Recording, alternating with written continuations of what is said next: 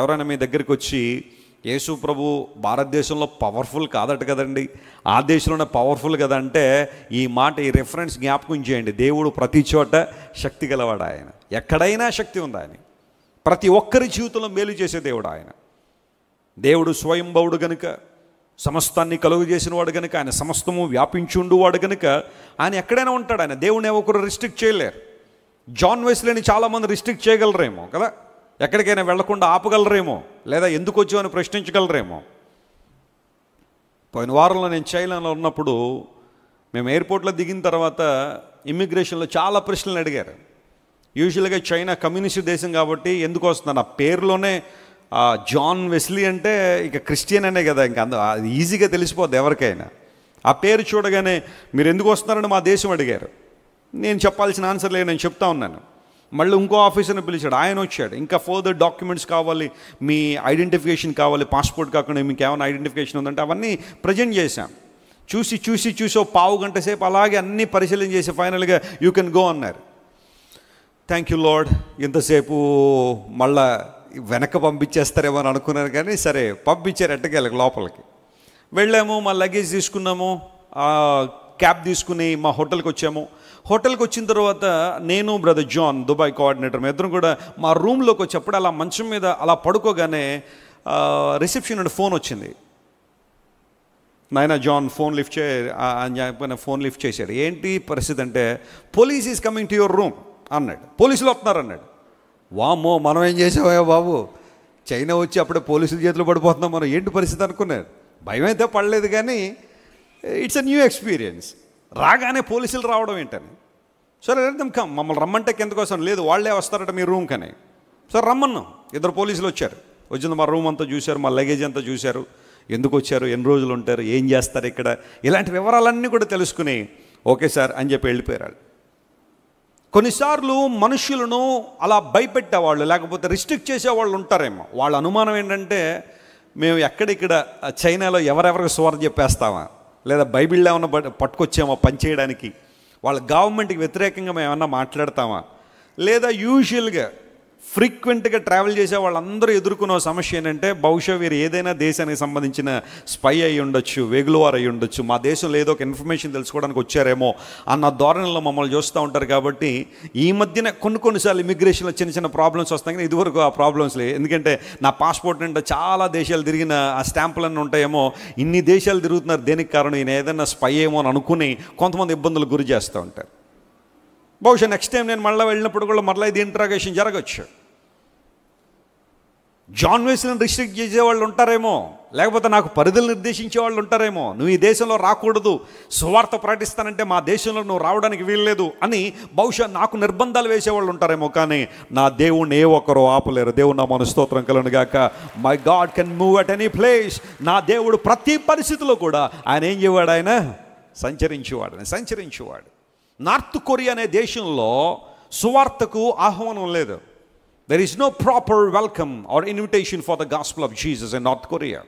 Kim గారు మీలో చాలామంది తెలుసు కదా, 2-3 రోజులు న్యూస్లోకి వస్తూ ఉంటాడు. ఆయన సువార్తను రానివాడు. ఆయన సువార్త నార్త్ కొరియాలో ప్రకటించడానికి వీల్లేదు. ఎందుకోసం అంటే, సువార్త వస్తే దేశం వెలిగించబడుతుందని తెలుసు.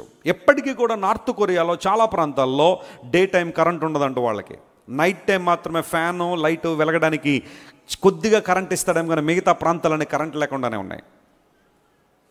ఎవరైనా సెలాన్కి వెళ్తే ఎవరికి కావాల్సినట్టు వాళ్ళు హెయిర్ కటింగ్ చేయించుకోవడానికి ఉండదు. అక్కడికి వెళ్ళిన తర్వాత కిమ్ గారు నిర్ధారించిన 10 రకాల వెరైటీలు ఉంటాయి, అందులో ఏదో ఒకటి చూపించారు, నంబర్ చెప్పి అలా హెయిర్ కట్ చేయించుకోవాలి.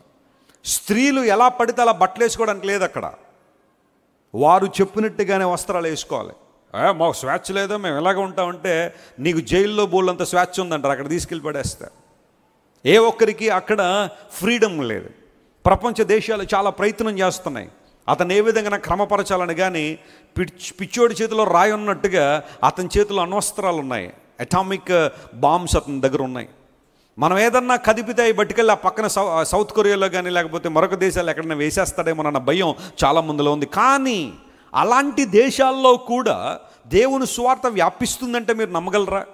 సౌత్ కొరియా నుండి చాలామంది దేవుని ప్రజలు చిన్న ఒక మాటలో చెప్పాలంటే, ఆ పారాచూట్స్ ఉంటాయి కదా, ఆ పారాచూట్స్కి బైబిళ్ళు కట్టేసి సౌత్ కొరియాలకు పంపించేస్తూ ఉంటారు. 190 బైబిల్ని వారు నిర్వీర్యం చేసేస్తారు. 190 బైబిళ్ళు ఎవరికి అందకుండానే వీరు ఆపి వాటిని కాల్ చేయడమో లేకపోతే ఏదో చేస్తుంటారు. కానీ ఆ 100లో 10 బైబిళ్ళు అయినా సరే ఎవరికొకరికి అందాలన్న ఆలోచనలో పారాచూట్లో బైబిల్ పంపిస్తూ ఉంటే ఆ బైబిల్ తీసుకుని కొన్ని గ్రామాలు ఒక్క బైబిల్ దొరికితే వాటిని చదువుకుని దేవుని ప్రేమను వారు తెలుసుకుంటూ ఉన్నారు. ఒక్క బైబిల్ చాలండి మా జీవితంలో, మా గ్రామం అంతా దేవుని ప్రేమను తెలుసుకోవడానికని ఒకరి తర్వాత ఒకరు బైబిల్ మార్చుకుని చదువుకుని అలా బైబిల్లో ఉన్న దేవుని ప్రేమను తెలుసుకుంటూ ఉంటే ఈ రోజున సగటున భారతదేశంలో క్రైస్తవుల కుటుంబాల్లో ఒక్కొక్కరికి 2 బైబిళ్ళు ఉన్నాయి. కానీ చదువుతున్నాం వాటిని. Are we reading the scriptures? ప్రతిరోజు దేవుని వాక్యం చదవకుండా నీ జీవితం ముందు కొనసాగకూడదని దేవుని సేవకులకి ఎన్నిసార్లు చెబుతున్నా బైబిల్ చదివే అలవాటు మీకుందా? పోనీ చదువు రాదా మీకంటే? చదువచ్చు కదా, డిగ్రీ చదువుకున్నావు, పీజీ చేసావు, పోనీ కనీసం 10th క్లాస్ అయినా చదివా, పోనీ అది కూడా కాకపోతే 6వ తరగతి 6 సార్లు ఫెయిల్ అయినా కానీ తెలుగు చదవడం వచ్చు కదా నీకు. బైబిల్ చదవడానికి నీకు ఇష్టం లేకే కానీ అవకాశాలు లేకైతే కాదు కదా. అవకాశాలు లేని వాళ్ళు దేవుని వాక్యం కోసం, పరిశుద్ధ గ్రంథాల కోసం వెంపర్లాడిపోతున్నారు. ఒక్క బైబిల్ మాకు దొరికితే చాలు సార్ మా భాషలో. కానీ దేవుడు మన భాషల్లో బైబిల్ తీసుకొచ్చి అనేక మంది దేవుని సేవకులను ఉపయోగించుకుని వారి జీవితాలు దీనికోసం త్యజించి ఇంక అన్నీ ప్రక్కన పెట్టేసి ఇంక వారి జీవితాల్లో వేరే ఎజెండాలు లేవు, వేరే ఉద్దేశాలు లేవు. బైబిల్ని తెలుగు ప్రజలకు అందించాలన్న ఆశతోనే ఎంతోమంది దేవుని బిడ్డలు ప్రయాసపడి గ్రంథాన్ని మనకిస్తే దేవుని గ్రంథం చదవడానికి సమయం లేదా? నీకు అవకాశాలు లేవా? ఆలోచించేద్దాం. ప్రతి ప్రాంతంలో దేవుడు కదలాడుతూనే ఉన్నాడు ఈ రోజుల్లో. యెహోవా కొండలకు మాత్రమే దేవుడు, లోయలకు మాత్రం దేవుడు కాదని అనుకుంటున్న వారికి దేవుడిచ్చాడు, నేను మీకు లోయల్లో సైతం విజయాన్ని ఇవ్వడం ద్వారా. ఇది జరగదు, ఇది అవ్వదు, ఈ ప్రాంతంలో అయితే నాకు విజయం రాదు, I'm so weak in this area, ఈ విషయంలో నేను చాలా బలహీనురాల్ని, ఈ విషయంలో నాకు జయం రాదని నువ్వు ఏదైతే అనుకుంటున్నావో అక్కడ కూడా దేవుడు తన ఉనికి ద్వారా నీకు ఏమిస్తున్నాడు? ఆయన జయమిచ్చే దేవుడు. దేనికి నువ్వు ఆధారపడాల్సిన అవసరం లేదు, చింతపడాల్సిన అవసరం లేదు. నేను యెహోవానని మీరు తెలుసుకున్నట్లుగా లోయల్లో సైతం మీకు ఏమిస్తున్నాను? విజయాన్ని ఇస్తున్నాను. Praise the lord.